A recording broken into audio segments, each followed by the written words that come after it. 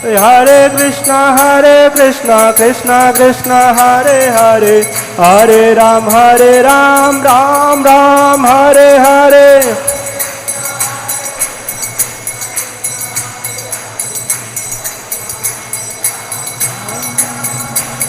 Hare Krishna, Krishna Krishna, Hare Hare, Hare Ram, Ram Ram, Hare Hare.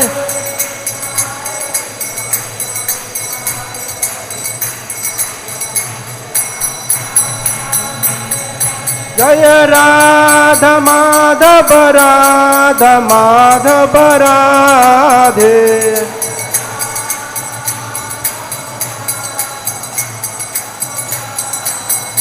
Jaya Panchatattva, Jaya Panchatattva, Panchatattva, Jaya Panchatattva.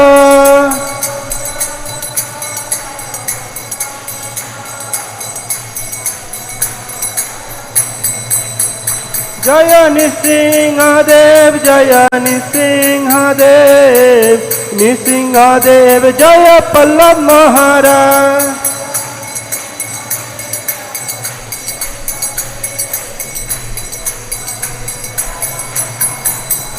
Jaya Jaya Prabhupada, Prabhupada, Prabhupada, Jaya Jaya Prabhupada.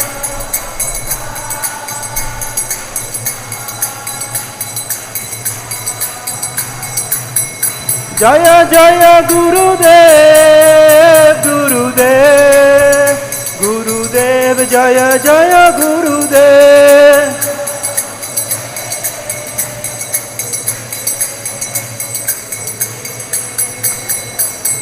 Nittai Gaura Hari Bol, Hari Bol, Hari Bol, Nittai Gaura Hari Bol.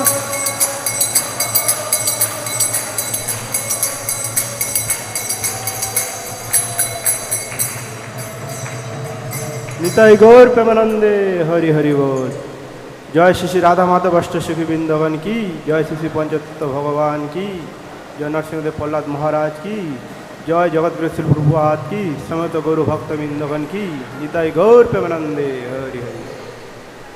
ओम अज्ञानातिमिरान्धस्य ज्ञानाञ्जन शलाकया चक्षुरुन्मिलितं येन तस्मै श्री गुरुवे नमः। नमयं विष्णुपादाय कृष्णप्रेष्ठाय भूतले श्रीमते भक्तिवेदान्त स्वामिनीति नामिने। नमस्ते सरस्वती देवे गौरवाणी प्रचारिणे निर्विशेष शून्यवादी पाश्चात्य देशतारिणी। नमयं विष्णुपादाय कृष्णप्रेष्ठाय भूतले श्रीमते जयपताका स्वामिनीति नामिने। नमो आचार्य पादाय निताय कृपा पदायिने गौरकथा धामदाय नवग्रामतारिणे। वाञ्छा कल्पतरुभ्यश्च कृपा सिन्धुभ्येव च पतितानां पावनेभ्यो वैष्णवेभ्यो नमो नमः। हे कृष्ण करुणा सिन्धु दीनबन्धु जगत्पते गोपेश गोपिकाकान्त राधाकान्त नमस्तते। तप्त कांचन गौरांगी राधे वृंदावनेश्वरी विश्वभानुसुते देवी प्रणमामि हरिप्रिये। नमो महावदन्नाय कृष्ण प्रेम पदायते कृष्णाय कृष्ण चैतन्य नाम्ने गौरतिष्ठे नमः। नीलाचल निवासाय नित्याय परमात्मने बलभद्र सुभद्रभां जगन्नाथाय वृंदाय तुलसीदेव्यै प्रियाय केशवस्य च कृष्ण भक्ति पदे देवी सत्यव्रतै नमो नमः। जय श्री कृष्ण चैतन्य प्रभु नित्यानंद श्री अद्वैत गदाधर शिवसदि गौर भक्तवृंद। हरे कृष्णा कृष्णा कृष्णा हरे हरे, हरे राम राम राम हरे हरे। ओं नमो भगवते वासुदेवाय। ओं नमो भगवते वासुदेवाय। ओं नमो भगवते वासुदेवाय। নারায়ং নমস্কৃতং নরং চৈব নরোত্তমং দেবীং সরস্বতীং ব্যাসং ততো জয়মুদিরয়ে নষ্টপ্রায়েষু ভদ্রেষু নিত্যং ভাগবত সেবয়া ভাগবতোত্তমশ্লোকে ভক্তির্ভবতি নষ্টকীর্তন মুখং করতি বাচলং পুঙ্গুলঙ্গায়তে গিরিং যৎকৃপাতমহং বন্দে শ্রীগুরু দীনতারিণীং পরমানন্দমাধবং শ্রীচৈতন্যং হরি ওম তৎসৎ। হরে কৃষ্ণ। তাহলে প্রতিদিনের নয়, আমাদের আজকেও ভাগবতম থেকে আমরা একটি শ্লোক আলোচনা করব। তৃতীয় স্কন্দ 19 নম্বর শ্লোক, এবং বিষয় হচ্ছে জড়া প্রকৃতির উপলব্ধি। তো শ্লোকটি বোর্ডে রয়েছে খুব সুন্দরভাবে।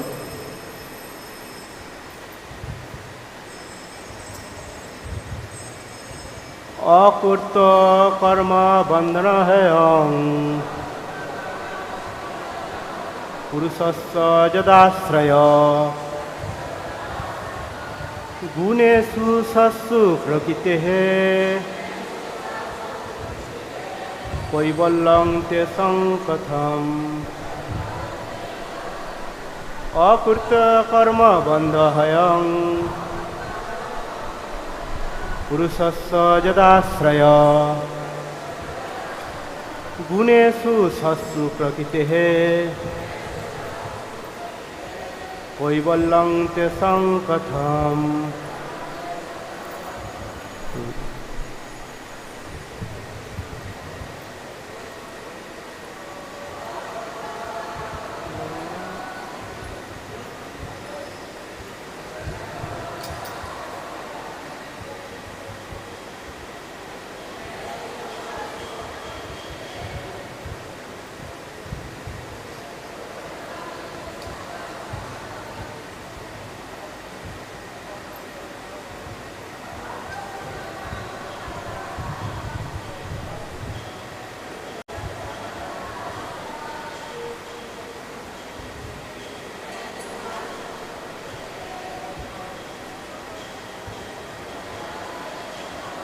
মাতাজিরা,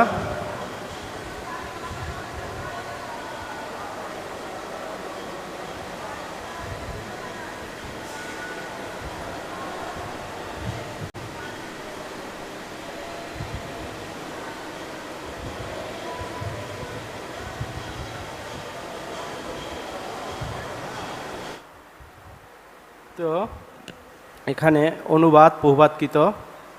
তার আগে শব্দার্থ অকর্তয় মানে নিষ্ক্রিয় কর্তা, কর্মবন্ধনেয় সকাম কর্মের বন্ধন, অবয়ম মানে এই, পুরুষস্য মানে আত্মার, যদ-āśrayaḥ মানে গুণ প্রকৃতির আসক্তির ফলে, গুণেষু মানে যখন গুণের মধ্যে থাকে, সৎসু মানে বর্তমানে থাকে, প্রকৃতে মানে জড়া প্রকৃতির, কৈবল্যম মানে মুক্তি, তেষু মানে তাদের, অতঃ মানে অতএব, কথম মানে কিভাবে। অনুবাদ বহুবাদকৃত। অতএব সমস্ত কর্মের নিষ্ক্রিয় অনুষ্ঠতা হলেও যতক্ষণ পর্যন্ত জড়া প্রকৃতির তার উপর তার প্রভাব বিস্তার করে এবং তাকে বেঁধে রাখে, ততক্ষণ তার পক্ষে মুক্ত হওয়া কিভাবে সম্ভব। আমার পুরোপুরি একটু বলার চেষ্টা করুন। অতএব সমস্ত কর্মের নিষ্ক্রিয়তা অনুষ্ঠান হলেও যতক্ষণ পর্যন্ত জড়া প্রকৃতি তার উপর তার প্রভাব বিস্তার করে এবং তাকে বেঁধে রাখে, ততক্ষণ তার পক্ষে মুক্ত হওয়া কি করে সম্ভব। বহুবাদকৃত তাৎপর্য একটু বড় আছে, শুনবেন। জীব যদিও জড়া প্রকৃতির কুলুষ থেকে মুক্ত হতে চায়, তবুও তাকে মুক্তি দেওয়া হয় না। প্রকৃতপক্ষে জীব যতক্ষণ জড়া প্রকৃতির গুণের নিয়ন্ত্রণাধীন হয়, তখন থেকেই তার সমস্ত কার্যকলাপ প্রকৃতির গুণের দ্বারা প্রভাবিত হয় এবং সেই নিষ্ক্রিয় হয়ে যায়। ভগবদ্গীতায় সেই কথা প্রতিপন্ন করে বলা হয়েছে, প্রকৃতিঃ ক্রিয়মাণানি গুণৈঃ। জড়া প্রকৃতির গুণের প্রভাবে কার্য করে ভ্রান্তভাবে জীব মনে করে যে সে কর্ম করছে, কিন্তু ভাগ্যবশত সে নিষ্ক্রিয়। পক্ষান্তরে বলা যায় যে তার জড়া প্রকৃতির নিয়ন্ত্রণ থেকে মুক্ত হওয়ার কোনো সম্ভাবনাই নেই, কেননা তাকে ইতিমধ্যে বেঁধে রেখেছে। ভগবদ্গীতাতেও উল্লেখ করা হয়েছে যে প্রকৃতির বন্ধন থেকে মুক্ত হওয়া অত্যন্ত কঠিন। মানুষ বিভিন্নভাবে চিন্তা করতে পারে যে চরমে সব কিছুই শূন্য, ভগবান বলে কেউ নেই, আর সব কিছুর পটভূমিতে যা আত্মা থেকেও থাকে তা হলে তা নির্বিশেষ। মানুষ এইভাবে নানা প্রকার জল্পনা কল্পনা করতে পারে, কিন্তু প্রকৃতপক্ষে জড়া প্রকৃতির বন্ধন থেকে মুক্ত হওয়া অত্যন্ত কঠিন। দেবহূতি প্রশ্ন করেছেন যে যদিও মানুষ নানাভাবে জল্পনা কল্পনা করতে পারে, কিন্তু সে যতক্ষণ জড়া প্রকৃতির প্রভাবে আচ্ছন্ন ততক্ষণ তার পক্ষে মুক্তি লাভ করা কি সম্ভব? এই প্রশ্নের উত্তরে ভগবদ্গীতায় 7:4 পাওয়া যায়, কেউ যখন পরমেশ্বর ভগবান শ্রীকৃষ্ণের পাদপদ্মে নিজেকে উৎসর্গ করেন মামে যে প্রপদ্যন্তে, তখনই কেবল মায়ার বন্ধন থেকে মুক্ত হওয়া যায়। যেহেতু দেবহূতি ধীরে ধীরে শরণাগতি পর্যায়ে আসছেন, তাই তার প্রশ্নগুলি অত্যন্ত বুদ্ধিমত্তাপূর্ণ। জীব কিভাবে মুক্ত হতে পারে? জীব যতক্ষণ পর্যন্ত জড়া প্রকৃতির গুণে দৃঢ় বন্ধনে আবদ্ধ, ততক্ষণ তার পক্ষে শুদ্ধ চিন্তায় বিস্তার প্রভাব হওয়া কিভাবে সম্ভব? এটি মিথ্যা ধ্যানকারীদের ইঙ্গিত করে। তথাকথিত বহু ধ্যানযোগী রয়েছে যারা মনে করে আমি পরমাত্মা, আমি জড়া প্রকৃতির সমস্ত কার্যকলাপ পরিচালনা করছি, আমার পরিচালনায় সূর্য বিচরণ করছে এবং চন্দ্রের উদয় হচ্ছে।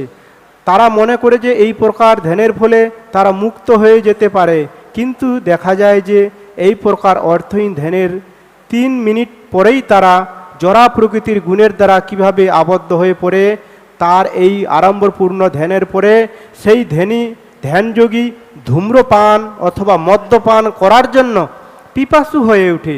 সে যদিও জড়া প্রকৃতির কঠোর বন্ধনে আবদ্ধ, তবুও সে মনে করে যে সে মায়ার বন্ধন থেকে ইতিমধ্যে মুক্ত হয়ে গেছে। দেবহূতি এই প্রশ্ন তাদের জন্য যারা ভ্রান্তভাবে দাবি করে যে তারাই হচ্ছে সব কিছু, চরমে সব কিছুই শূন্য এবং পাপ কর্ম বা পুণ্য কর্ম বলে কিছুই নেই। এগুলি সমস্তই নাস্তিকদের সৃষ্ট মতবাদ। প্রকৃতপক্ষে ভগবদ্গীতার নির্দেশ মতো জীব যতক্ষণ পর্যন্ত না পরমেশ্বর ভগবানের শরণাগত হয়, ততক্ষণ তার পক্ষে মায়ার বন্ধন থেকে মুক্ত হওয়া বা মুক্তি লাভ করার কোনো সম্ভাবনাই নেই। জয় জগৎগুরু শিল প্রভুপাদ কি। তো এখানে খুব ভালোভাবে বলেছেন যে এতদিন আমরা দেখছি যে কিভাবে দেবহূতি মাতা এবং তার পুত্র স্বয়ং ভগবান কপিলদেব দেবহূতি মাতা কপিলদেবের কাছে আত্মতত্ত্ব জ্ঞান তিনি স্বয়ং ছেলের কাছ থেকে নিচ্ছেন। তো এটাই একটা মানে দেখতে কেমন লাগে যে যেখানে মা আমাদের জন্মদাত্রী জননী, তিনি প্রথম আমাদেরকে সব কিছু শিখান যে এইভাবে চলতে হবে, এইভাবে এটা করতে হবে, এখানে মন্দিরে গিয়ে প্রণাম করতে হবে, ভগবানকে স্তুতি করতে হবে, যেখানে মা আমাদের বলে দেন। সেখানে আমরা শাস্ত্রে কি দেখতে পাচ্ছি যে দেবহূতি মাতা সেই তত্ত্বজ্ঞান তার স্বয়ং তার পুত্রের কাছ থেকে তিনি নিচ্ছেন। কেমন একটা লাগছে না? তো এটাই হচ্ছে শাস্ত্র। বলা হচ্ছে যে ভক্তিতে বড় আসলে সে হচ্ছে প্রকৃত বড়। তো এখানে এর আগে আমাদের প্রভুজি অধ্যায় করেছিলেন, অধ্যায়ন যে এর আগে আমাদের 17 নম্বর শ্লোকে এখানে মাতা প্রশ্ন করেছিলেন দেবহূতি, যে দেবহূতি জিজ্ঞাসা করলেন, হে ব্রাহ্মণ, জড়া প্রকৃতি কি কখনো জীবাত্মাকে মুক্তি দেয়? যেহেতু তাদের পরস্পরের আকর্ষণ নিত্য, তাই তাদের বিচ্ছেদ কিভাবে সম্ভব? এর আগে 17 নম্বরে মাতা দেবহূতি প্রথম প্রশ্ন করেছিলেন যে এই জড়জগৎ কিভাবে মানুষকে মুক্তি দেয়। কারণ আমাদের যে আসক্তি, সে আসক্তিতে এই জড়জগতের বন্ধনে নিত্য আষ্টপৃষ্ঠে জড়িয়ে আছি, তাহলে কিভাবে এই জড়জগৎ থেকে আমরা বেরিয়ে আসতে পারবে এই বদ্ধ জীব? তো এর পরে তখন 19 নম্বর শ্লোকে আবার তিনি বলছেন যে তার উপর প্রভাব বিস্তার করে এবং তাকে বেঁধে রাখে ততক্ষণ তার পক্ষে মুক্ত হওয়া কি করে সম্ভব? তো আমরা দেখতে পাই যেমন দেবহূতি মাতা কপিলদেবের কাছে তিনি আত্মতত্ত্ব জ্ঞান প্রশ্ন জিজ্ঞাসা করছেন, সেই হিসাবে আমরা ভাগবতেই দেখতে পারি যে পরীক্ষিত মহারাজ কিভাবে সুখদেব গোস্বামীর কাছ থেকে আত্মতত্ত্ব জ্ঞান তিনি তার কাছে নিচ্ছেন। পরীক্ষিত মহারাজ তো স্বসাগর রাজ্যের রাজা ছিলেন এবং বয়সেও তিনি অনেক বড়, বয়স জ্যেষ্ঠ। আর যার কাছে আত্মতত্ত্ব জ্ঞান প্রকৃত গুরুর জ্ঞান নিচ্ছেন, প্রকৃত গুরুদেব কে ছিলেন? তার সুখদেব গোস্বামী। যেখানে সুখদেব গোস্বামীর বয়স হচ্ছে কত? 16 বছর বয়স, আর পরীক্ষিত মহারাজের বয়স 70 বছর। তাহলে এ থেকে দেখতে পাই যে প্রকৃত যিনি ভক্তিতে বড় তিনি হচ্ছেন প্রকৃত গুরুদেব।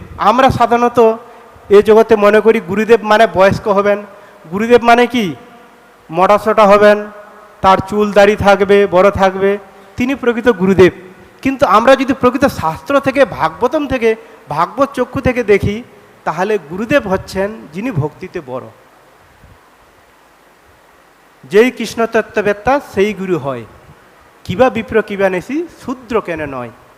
তো সেই পরিপ্রেক্ষিতে আমরা দেখতে পাই যে এই চৈতন্য মহাপ্রভুর লীলাতে এক সময় যখন মহাপ্রভু এক সময় বাবা ছেলেকে প্রশ্ন করেছিলেন, মুকুন্দকে, তার ছেলে ছিল রঘুনন্দন এবং বাবা মুকুন্দ। তো মুকুন্দকে একদিন প্রশ্ন করছেন যে তোমাদের মধ্যে কে বড়? তখন মুকুন্দ বলে উঠল যে রঘুনন্দন বড়। কিন্তু এখানে প্রশ্নটা মহাপ্রভু কি জানতেন না যে ইনি হচ্ছেন, মুকুন্দ হচ্ছেন বাবা পিতা আর রঘুনন্দন ছেলে? কিন্তু এখানে বলা হচ্ছে রঘুনন্দন হচ্ছেন প্রকৃত বড়। কেন? রঘুনন্দন সদা সর্বদা কৃষ্ণ ভক্তিতে গদগদ। কেন? রঘুনন্দন আমরা দেখতে পাই যে রঘুনন্দন, তার একটা আমি ঘটনা বলছি। যখন এক সময় রঘুনন্দন তার পিতা মুকুন্দ বাইরে কোনো কিছু কার্যের জন্য এক সময় বাড়ির যে গোপীনাথ ছিল তাদের বাড়িতে, রাধা মাধব গোপীনাথ মন্দির, সেই মন্দিরের সেবা রঘুনন্দনকে বললেন, রঘুনন্দন যে তুমি কদিন বাড়ির সেবা বুঝ, আমরা একটু বাইরে কাজে যাচ্ছি। তখন রঘুনন্দনকে বলল যে এইভাবে ভোগ লাগাবে ভগবানকে। যখন রঘুনন্দন ভোগ লাগাতে গেলেন মন্দিরের ভিতরে গোপীনাথকে, তখন ভগবানের কাছে এত অনুনয় বিনয় করছিলেন যে ভগবান সাক্ষাৎ এসে সেই ভোগ গ্রহণ করছিলেন। তো এইভাবে যখন করতে করতে একসময় মুকুন্দ বাড়িতে ফিরে আসে, তো সেদিনকেও রঘুনন্দন ভোগ লাগিয়েছে এবং মুকুন্দ একটু ক্ষুধার্ত, যে বলছে তুমি ভগবানকে ভোগ লাগিয়েছো, প্রসাদ নিয়ে আসো। তখন তিনি তাকে বলাতে বলছে, বাবা আমি কি নিয়ে আসবো? ভগবান তো সব প্লেটের যে ভোগ নিবেদনগুলি সব খেয়ে নিয়েছে। তখন মুকুন্দ পিতা বলছে, আরে কি কথা বলছো? আমরা এতদিন ধরে ভোগ লাগালাম, ভগবান সম্পূর্ণ খেলো না, তুমি কি কথা বলছো? বলছে ঠিক আছে তুমি ভোগ লাগাও দেখি, আমি দেখব। তো যখন ভোগ লাগাতে গেলেন, একদিন তিনি চুপি চুপি আড়াল থেকে দেখলেন তার পিতা রঘুনন্দন আর ভগবান দেখছেন যে সাক্ষাৎ বিগ্রহ থেকে বেরিয়ে এসে তার সেই লাড্ডু খেতে শুরু করেছে। আর যখনই দেখলেন সে ভগবান আব্রাহার বিগ্রহের মধ্যে মিশে গেলেন। তো এটাই হচ্ছে কৃষ্ণ ভক্তিতে বলা হচ্ছে সেই তো পরম বন্ধু, সেই পিতামাতা শ্রীকৃষ্ণের চরণে যে প্রেম ভক্তিদাতা। প্রকৃত পিতা তিনি, যিনি আমাদের কৃষ্ণ ভক্তি প্রদান করেন। তিনি হচ্ছেন প্রকৃত পিতা, তিনি হচ্ছেন প্রকৃত মাতা, যিনি বয়সে নয়, যিনি ভক্তিতে বড়। এরকম আমাদের অনেকে দেখা যায়, আমরা যদিও অনেকে হয়তো ভক্তিতে আগে এসেছি, কিন্তু অনেকে ভক্তিতে পরে এসেছে কি ভক্তি জগতে, কিন্তু ভক্তিতে হয়তো সে উন্নত। তো এইভাবে আমরা দেখতে পাই যে কিভাবে আচার্যরা শিক্ষা দিয়েছেন আর এখানে বলা হচ্ছে যে কিভাবে একমাত্র ভগবানের শরণাপন্ন হলেই আমরা এই জড়জগতের বন্ধন থেকে মুক্ত হতে পারি। প্রভুপাদ খুব সুন্দরভাবে এই শ্লোক। The other parts, next one is called ahankara or false ego. Description, definition of it we find in previous chapter in 21 word, where is described mahatattvat vikurvanat bhagavad virajas sambhavat kriya shakti rajas abhut ahankara yatha bhavet.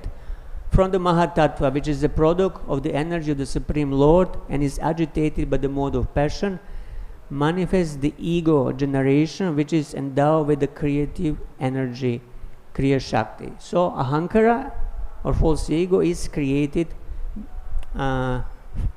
from mahatattva when the mahatattva is agitated by rajas and tamas. And primary function of it, it's ahammamihiti, identification with this gross and subtle body, and keeping the soul in illusion of I and mine. Next material element that is present in a subtle body is called manas, and this is what we generally translate as the mind. So it's a thinking mind. While chitta is translated as a subconscious mind, manas is a conscious mind or thinking mind that we are aware of, and it's created from ahankara, from sattvic portion of ahankara, by some sort of grossification, like in the air there is a water gas, the water vapor, and it grossifies, it becomes a cloud, and when it grossifies even further, it becomes water that rains from the cloud, and when it grossifies even further, it becomes ice when it freezes. So in a similar way, the material elements grossify from more subtle ones to more gross ones. So from pradhana to mahatattva to ahankara to ego, intelligence, a false ego, and then to the gross material elements. So next to the manas or mind, in our subtle body there is a fourth element called buddhi, which is generally translated as intelligence. It's manifested from a rajasic portion of ahankara, and its function is decision making, logic, judgment, categorization, formulation of different concepts. So this is intelligence. So these are four main parts of this antakarana, but these are not the only parts. There are many other things there. Antakarana cannot function with a driving force or energy going through it. What is this energy or life force called? It's called prana. So prana is one material element that is existing in our subtle body, and it comes from influence of rajaguna on ahankara, again through grossification of ahankara, together with the 10 subtle indriyas. So what is the function of prana? It's an interface or bridge between the soul and the subtle body, antakarana, and the physical senses and external physical universe. So basically prana is interface between all these components of a subtle body and the soul and the outer world. So this prana, it flows through the chitta, to that element of chitta of our subtle body, and its movements and fluctuations of this prana in chitta are called chitta vrittis, which are thought waves, emotions, and all these things that we go through in our mind. So how does prana flow? It flows through subtle prana channels that are called nadis, and there are 72,000 nadis, or these subtle rivers through which prana is moving. Three main channels are sushumna, which is central, going to the central part of the body, then ida, left channel or a moon channel, and pingala, solar or right channel. So when the flow of prana is disturbed in these channels, when there is no balance, then the body gets sick. And besides nadis, we have also chakras, energetic centers, from the lowest Muladhara chakra to the highest crown chakra. And then there are also some other parts of this antakarana, which are jnanendriyas, knowledge acquiring subtle senses, these very subtle faculties of perception, not the gross, not gross ear, skin, eye, tongue, and nose, but subtle ear, skin, eye, tongue, and nose. And then kamendriyas, also subtle working senses. And then in a subtle body, we also have 5 tanmatras, subtle sound, touch, form, taste, and smell. So there is one verse in Mundaka Upanishad that is referenced by Srila Prabhupada in his introduction to Bhagavad-gītā, which says, Esho anur atma chetasa vedithavyo. This subtle atma, the soul, is to be known through chetasa, to refine consciousness, or to refine purified chitta. Second line, yasmin prana panchadasa samvivishesha, into which prana has entered in a 5-fold manner. So in this chitta or consciousness, prana has entered in 5 forms. Prana is chittam sarvam otam prajanam. The entire chitta of all living beings is interwoven with these pranas, 5 pranas. And yasmin vishuddhe vibhavati yesha atma. And when that chitta is purified, then the atma, the soul, shines forth. I'll read also Srila Prabhupada's translation. The soul is atomic in size and can be perceived by perfect intelligence, chitta. This atomic soul is floating in the 5 kinds of air, 5 kinds of prana. The prana is situated within the heart and spreads its influence all over the body of the living entity. When the chitta is purified from the contamination of the 5 kinds of material air, its spiritual influence is manifested. So Mundaka Upanishad is making clear to us here that the soul is very, very small, anu atma. So it's never equal to Brahman. It's not pervading. It's indivisible, microscopic atom of the spirit. In Chetasa Veditavya, it's a duty of everybody, or every human being, to know this Atma. And a realization of this Atma is achieved only through purified Chitta, to purified consciousness. So it's mentioned that although life force prana is singular energy, it takes 5 distinct forms based on its function in the body. Prana, which is one of 5 types, has a function, for example, of ingestion, taking things inward, absorbing external energy into the body. And then there is the apana, which is type of prana, which has function of expulsion and downward movement, responsible for evacuation. And then we have udhana, which is ascending prana, responsible for upward movement, originates in the lower part of the body, and also enables speech. And then we have dhyana, responsible for circulation, drives respiratory system and muscles. And we have samana, which is centered in the solar plexus and balances all other pranas and governs digestion also. So if this prana is disturbed, your digestion is not working. So the root of this word prana is an or ana, which means to move, to breathe, to be alive. Without it, there is no life.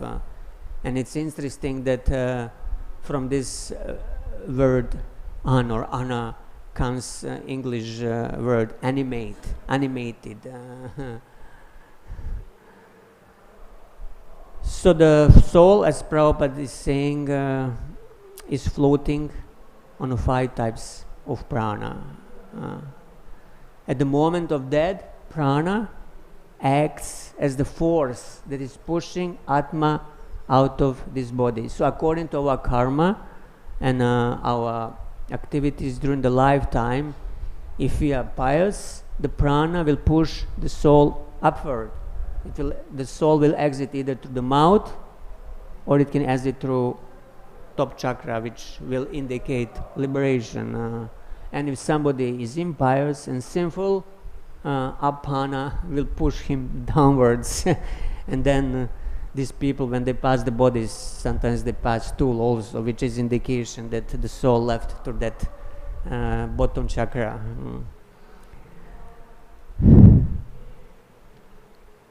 So the prana is chitam saram otam prajanam. Mundaka says the consciousness of all living beings, or chitta, is completely interwoven with the prana, and the movement of prana within chitta producing chitta vrittis, which are fluctuations of our thoughts, of our sensory perceptions, of our emotional states. And if you notice, they're always changing. Our thoughts always changes, our emotions are always changing, our sensory perceptions are always changing. But if one is able to make this fluctuating prana become still, then he is able actually to see the soul. He can come to the realization of the nature of the soul. So the goal of all yogas is to make the chitta stable, without fluctuations. Chitta vritti nirodha. This is the first sutra of Patanjali Yoga Sutras.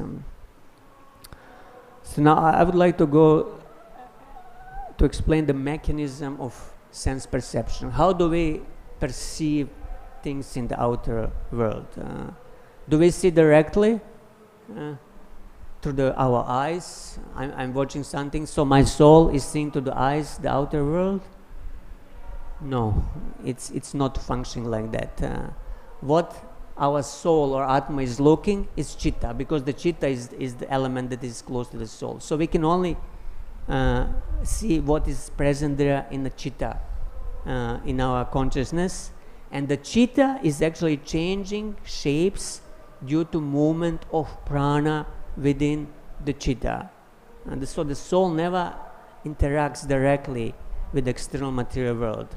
So it's like a camera. If you have a mobile phone, you have a camera, and when camera is pointed towards some object, the light comes in the camera sensor, and then the screen on the phone transforms and creates an image of the object that is outside. And then me as a photographer, I'm looking at the screen. I'm looking at the internal model of the object. I'm not looking at the model directly. So similarly, when the human senses contact external objects, prana within the chitta moves and shapes chitta into the image or model of the object that is outside. And the soul, Atma, observes this internal model in the chitta. So this first sensory perception is called pratyaya. It's called pratyaya. This is the image that the soul sees in the mirror of chitta. And sometimes when the person is drunk or has taken drugs, he sees that external world is very unsteady. That doesn't mean that the world is really changing or it's unsteady. It means that prana, because of these drugs that he has taken, the prana is disturbed within the chitta, and then the image that prana is creating within the chitta is unstable. This is the influence of the chemicals on the chitta and the prana. So when this first conscious impression comes to the chitta, for example, I look outside the window, I see the tree. So this is pratyaya of the tree reflecting in my chitta, the image of a tree. So what happens when I look away and look at something else? This image does not disappear. It descends into the subconsciousness of chitta, in the deeper layer of chitta, which is, we call it subconsciousness, and becomes a permanent energetic imprint within the chitta, which is called samskara. So in this way, through millions of lifetimes, we are acquiring millions and millions of sense impressions that are all recorded in the hard drive of chitta as samskaras. So these are all subconscious impressions that are archived in our chitta. So when, after so many of lifetimes in this material world, when the chitta becomes congested with millions of these material samskaras, tamoguna induces inertia and freezes all these experiences into one place. So it becomes dark, dense mass of solidified material impressions, solidified samskaras, and then it's called ahankara, actually. This is how the ahankara is created. Ahankara is vasanamaya ahankara, means it's composed of desires. So the ahankara, or false ego, is made of desires. So when the samskara comes into our mind, our desires actually come from our past experiences. We see something and it triggers from our subconscious mind a previous experience of that thing. And when that is triggered, it comes to the conscious mind, and then I think, oh, I desire this. For example, a man, he sees an attractive woman and immediately triggers a samskara of lust, of attraction to attractive women from the past, from his previous sense enjoyment with the women in the previous lifetimes in the past. And immediately he thinks, oh, I want to be with this beautiful woman. But actually it's just samskara coming from the deep down from the chitta and emerging and triggering his desire. Otherwise, if he wouldn't have this desire deep in the subconsciousness, desire would not be there. This is also how you explain when somebody who has never seen a woman, but he reached, adulthood, he still feels attracted because of these samskaras. There is a story in Ramayana of Rishishringa, whom his father, he was a lifelong Brahmin. His father, he raised him in the forest and never allowed him to meet any woman. So he didn't know that women exist. He didn't know what woman is. And still, when the neighboring king, he wanted to bring this Rishishringa to his kingdom to perform the sacrifice, he sent beautiful devis, apsaras, dressed as the munis. And as soon as this Rishishringa saw them, he felt some tejas emanating from them, some attraction, although he didn't know what the woman is. Still, he felt attraction because the samskaras were there. So the samskaras, of course, most of them that we encounter, they are material samskaras. But if the person is fortunate to meet a sadhu, a devotee, that can create a spiritual samskara, which is a different type of samskara. It's a non-material samskara when we first meet devotees and hear the holy name or taste the prasadam or exposed to the kirtan. And this spiritual samskara is sometimes also called bhakti lata bij. It's a seed of devotional service, and it will at the right time sprout and grow if it's cultivated. And also this spiritual samskara, it creates a special desire. It's called Krishna Seva Vasana, a desire to serve Krishna, which will also give its fruit in the right time. So the millions of these sanskaras that we possess, they are not all activated at the same time. We've been so many forms. We've been an animal, a king, a beggar, demigod, so many things we've been in this life. So we have sanskaras from all these countless of lifetimes. But all these sanskaras are not activated at the same time. In the body of a dog, only dog sanskaras are activated. In the body of a king, only sanskaras that are conducive to being a king are activated.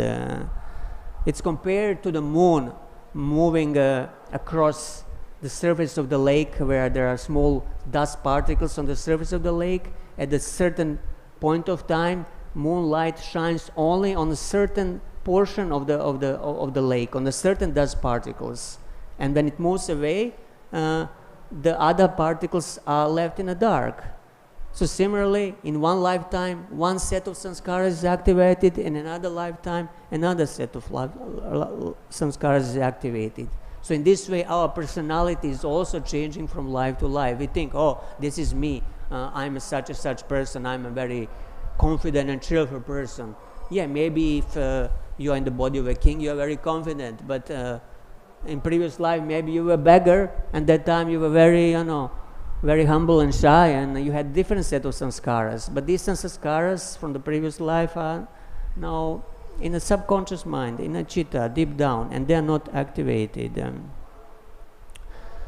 So cheto dharpanam harjanan, cheto here means chitta.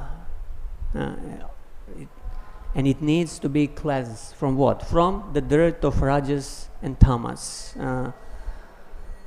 And this is a sort of kind of reversal creation. To the chanting of the holy name, instead of grossifying chitta into ego, intelligence, and mind, like during creation, we dissolve these elements back and into the clean chitta.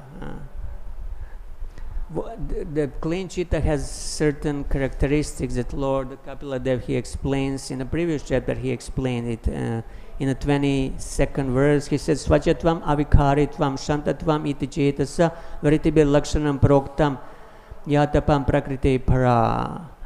He says, after the manifestation of Mahatattva, these features appear simultaneously. As water in its natural state, before coming in contact with the earth, is clear, sweet, and ruffled. This is chitta. So the characteristic traits of pure consciousness or pure chitta are complete serenity, clarity, and freedom from distraction. So first quality of pure consciousness, pure chitta, is peacefulness, shantatvam, free from material desires and attachments.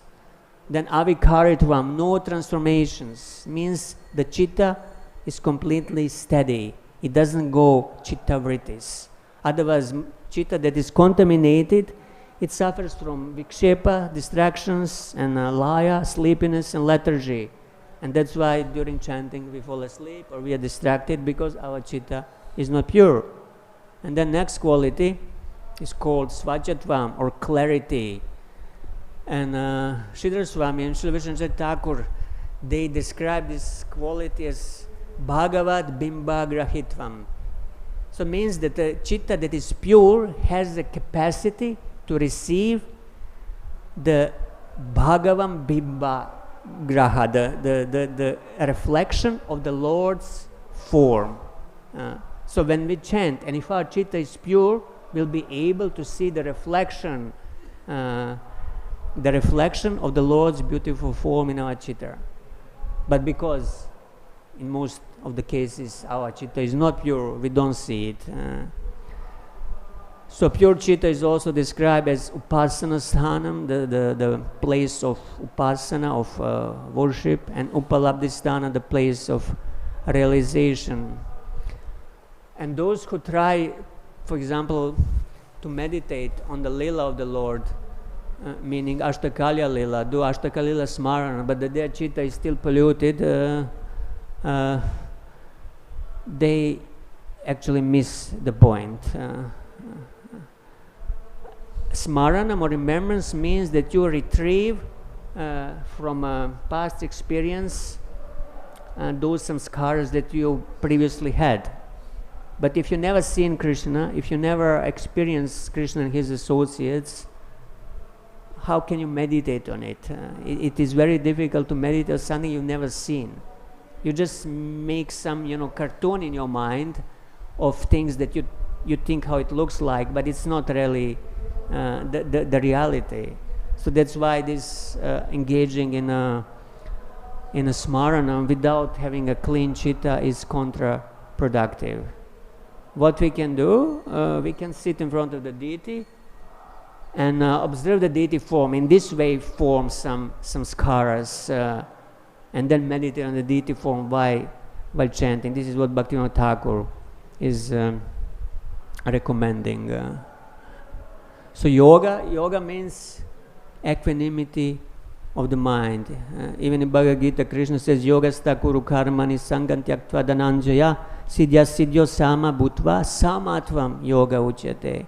So perform your duties equipoised, abandon all attachments to success and failure. Such equanimity, samatva, is called yoga. So yoga is equilibrium of a mind. And also in Yoga Sutras, it says yoga chitta vritti nirodha. Yoga is the restraint of the oscillations and fluctuations of chitta. So all these material thoughts, emotion, perceptions, they are all chitta vrittis, and they are moving currents of prana that are creating this.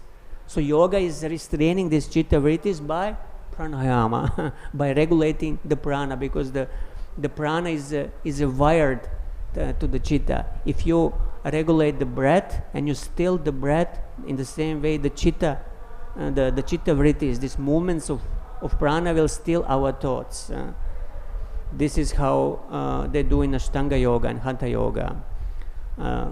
Karma yoga, they try to stabilize the mind by performing duties without attachment. In Jnana yoga by meditation. But in Bhakti yoga, what we do, we try to create Bhakti, Krishna conscious samskaras, to overlay material samskaras with the spiritual samskaras. And this is possible with the hearing about Krishna from sadhus, from pure devotees who have realization. So these sadhus, the pure devotees, they have spiritual samskaras, and when we hear from them, we come in contact with these samskaras, and this is also cleansing our chitta. And then when we chant the holy name without offenses, with the full concentration and attention, holy name acts like a laser beam that is cleansing our chitta, that is destroying all these millions of material samskaras and making our heart pure. And when it becomes pure enough, then the Lord's form will manifest from the name without any artificial imposition, without our trying to imagine the Lord's form within the mind. It will reflect naturally from the name when the chitta becomes pure enough. And what will happen to the chitta at that time? This is explained in 11th canto. Evam vrata sapriyanama kirtya jatanurago drutta chitta uchai. Again, drutta chitta. Chitta is melting. Hasati yato roditi rauti ghayati yunmadavan nrityati lokabhaya. When a devotee takes up this vow, this vrata of chanting of the holy names of his priya, of his beloved Lord, then anuraga, spiritual affection, awakens, and that anuraga melts the chitta. The chitta becomes melted. All these material sanskaras, they completely disappear. And then, not caring for any public, that devotee, he loudly laughs, cries, shouts, sings, and dances like a madman. So we want to come to this stage when our material chitta will melt and then we will dance and sing in ecstasy. So this requires some very serious application to the process of hearing and chanting without offenses. Okay, I'll stop here. There are just a few more minutes if anybody has any comments or questions. Now we have little time. Hare Krishna, Hare Prabhu. Krishna. Thank you very much for the class. It's interesting you were speaking about the Ashtakaliya Leela of Krishna. I recently read one small book. The verses are actually from Vishwanath Chakravarti Thakur on the Ashtakaliya Leela of Gauranga Mahaprabhu. So in the comment section, the author writes that we should also imagine that Mahaprabhu is passing through our streets and visiting our houses and doing like similar pastimes that are described, like the afternoon, evening pastimes with the Sankirtan. So can we really meditate in this fashion that that Gauranga Mahaprabhu is passing through our streets and visiting our houses, just like he was visiting the houses of the residents of Navadvip, Mayapur? Who is that? Who is writing? Vishwanath Chakravarti Thakur? He is writing that we should meditate like this or no? No, it's the author who is. Author. Yeah. Well, I guess this is a personal recommendation of the author. I mean, you can meditate on whatever you want. You have that freedom. But whether that meditation will be fruitful or not, this is the question. This is the question. As I said, we can create some imaginary cartoon in our mind and try to meditate on it. But that meditation might not yield proper result because it's just a collage of our material sanskaras that we combine in our mind, and we created this cartoon. But it has no basis in reality. It has no basis in spiritual sanskaras. It has no basis in spiritual experience. That's why this meditation will most likely not give any result.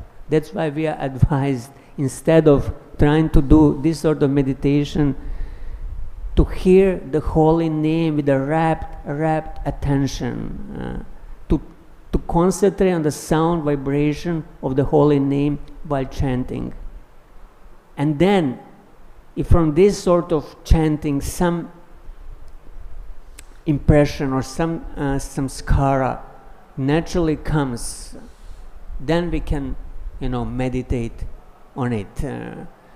Meaning, we also hear the Bhagavatam from pure devotees, from sadhus, and we hear their descriptions of Krishna's pastimes, of Krishna's form, qualities, and then this also creates sanskaras.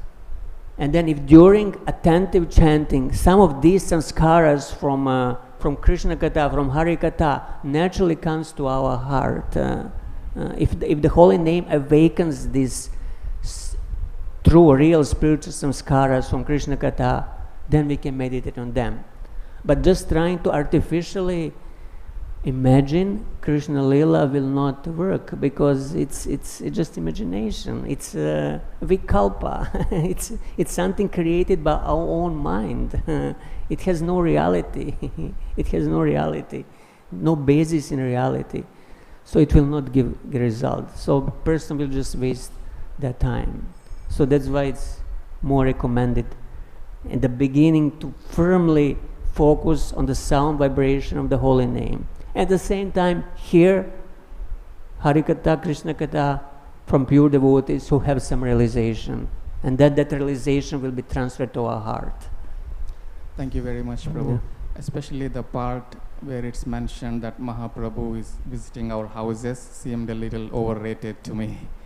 Because yeah, I mean, Bhaktivinoda Thakur, he wrote Ashtakalya, Gauranga Mahaprabhu, Ashtakalya Mangala Stotra, where he describes Gauranga Mahaprabhu's pastimes in a very short stotra. But this is coming actually from his experience. Bhaktivinoda Thakur, he's a Nitya Siddha. He can see Mahaprabhu's pastimes, and he can compose this stotra because that's what he sees in his meditation. And then when we hear that, it creates also some impression in our heart. So it's auspicious to hear that. And we can meditate on that description from Bhaktivinoda Thakur. But to try to imagine something, to create some, cartoon, it's not advised. Thank you, Prabhu. Okay, Prabhu. There. Hare Krishna, Prabhu. Thank you for your class. You went very much into details and Sankhya. You elaborately explained. Just regarding his question, in deity worship, there is something called Manasa Puja. So in there, you can imagine so much. Chappan Bhog, offering to Mahaprabhu, but you have to do with mantra, and it purifies. It's actually internal worship. But as you said, meditating on pastimes and Swarup does not come from imagination.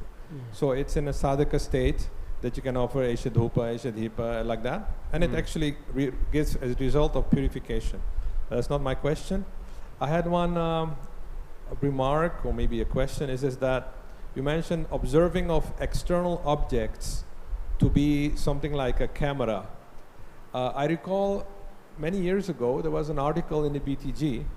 It was written by Sadaputa and Drutakarma, describing on this point, because scientists, they are struggling with the idea, is observation of the objects passive or active?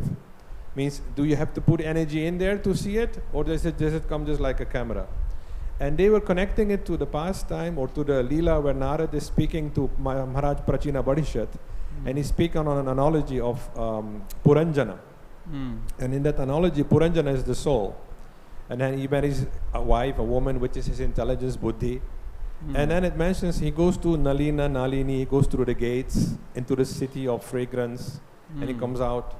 So they connected it that actually observation of the sensual objects is an active process. To me, it makes perfectly sense, because if you use the senses in this way, you will get karmic reactions. If it were not a karma, if it was not an activity, you would not get any karma from seeing, smelling, eating. It can only be if it is an activity.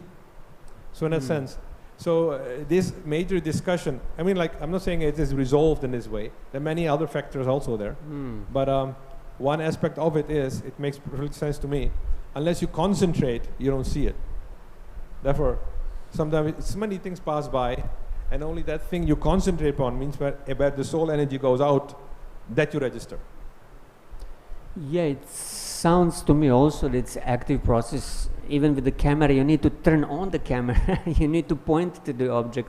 So it's an active process. But my point was that the soul doesn't see the object directly. It sees sees the objects only on the screen of chitta. And the chitta is connected through prana with the sense organs that are perceiving the object. So in that sense, the soul sees reflection, the model or image on a screen of chitta. Yeah, it's like saying the three modes of material nature is the filter through which you see. And unless you transcend it, you cannot clearly see. Like that. Then you see Krishna everywhere instead of the three modes and the products of the three modes. Let's look spring, plana, and all these things. They are just products of the three modes. So, like I was saying, that you mentioned chitta many times, which is true. Bhagavatam mentions that on that level of psychology is chitta. But there is some other kind of chitta which is active without chakras, pranas, and things like that. You cross the Viraja river, it says the subtle body dissolves. So if there is no subtle body, there's no gross body, then how does the Atma function in the spiritual world? It must not be because of prana. It's Sat, Chit, Ananda. So that Chit is something else. But that's a Sanskrit vocabulary. Sometimes it's not clear on what level of Chit they mean. Like Atman can mean body, Atman can also mean mind, Atman can also be soul. So then we have to define that. But I'm really kind of impressed. How do you describe all the mechanics of the Chitta and things like that? There is a description of Narada Muni remembering his previous lives and the previous days of Brahma, and his past material, gross and subtle body were completely destroyed. But still, he has a remembrance what happened millions and millions of years ago, when we still had a gross and subtle body. That means, and I think it's explained also by Prabhupada, that the spirit soul has a spiritual mind, spiritual memory, spiritual intelligence. So these impressions can also be stored there once the gross material, subtle and elements are destroyed. Yeah, I mean, like, that's I also understood. The lessons you learn in the material world, which led to your liberation, those lessons remain. So therefore you can preach and teach. But that chitta is not created by a false ego or Yeah. mahatattva pollution and things like that. That's the pure Yeah, this chitta. is the chitta of the soul, that is something completely different, and we don't have much information about it. But at least we need to purify the present material chitta we have from all these samskaras. Okay, thank you, Prabhu. Anybody has anything else? If not, we'll finish. It's already 9 o'clock. Thank you very much. Srimad Bhagavatam ki jai, Srila Prabhupada ki